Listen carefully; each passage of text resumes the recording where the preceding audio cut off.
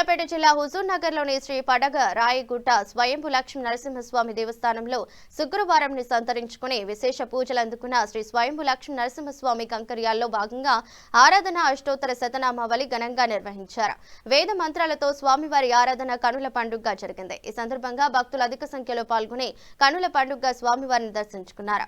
ఈ సందర్భంగా దేవాలయం కమిటీ చైర్మన్, ఉప చైర్మన్, కోశాధికారి, ప్రధాన కార్యదర్శి, ప్రధాన అర్చకులు పాల్గొనగా వచ్చిన భక్తులకు దాతల సహాయ సహకారాలతో అన్నదాన కార్యక్రమాన్ని ఏర్పాటు చేశారు.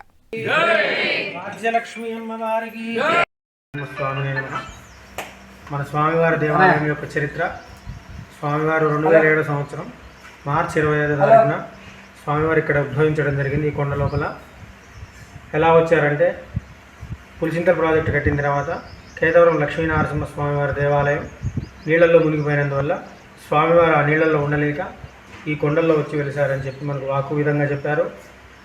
గోవిందపురం వాసుడైన కంకణాల పుల్లయ్య అనే వ్యక్తికి ఒంటి మీదకి వచ్చి ఫలానా దగ్గర ఉన్నాను చూడమని చెప్తే వచ్చి చూస్తే స్వామివారి కొండ గుహ లోపల వెలిసి ఉన్నారు. హుజూర్ నగర్ నుంచి, కోదాడ నుంచి, అరవరం నుంచి బ్రాహ్మణులందరూ వచ్చి నిర్ధారణ చేసి ఇక్కడ వెలిసింది లక్ష్మీనరసింహ స్వామి, కేతవరం నుంచి వచ్చి ఇక్కడ వెలిసానని చెప్పి నిర్ధారణ చేశారు. అప్పటి నుంచి స్వామివారికి నిత్య నైవేద్యం కార్యక్రమాలన్నీ జరుగుతూనే ఉన్నాయి. ప్రతి శుక్రవారం అభిషేక కార్యక్రమం ఉంటుంది.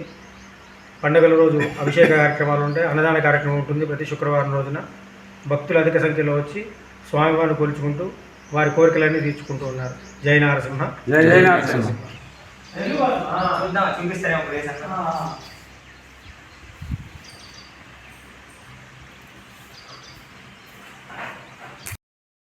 హేమల్ రామదేశ్, పావన నామదేవతి, గోపి రామదేశ్. ఇంకెవరైనా ఉన్నారా?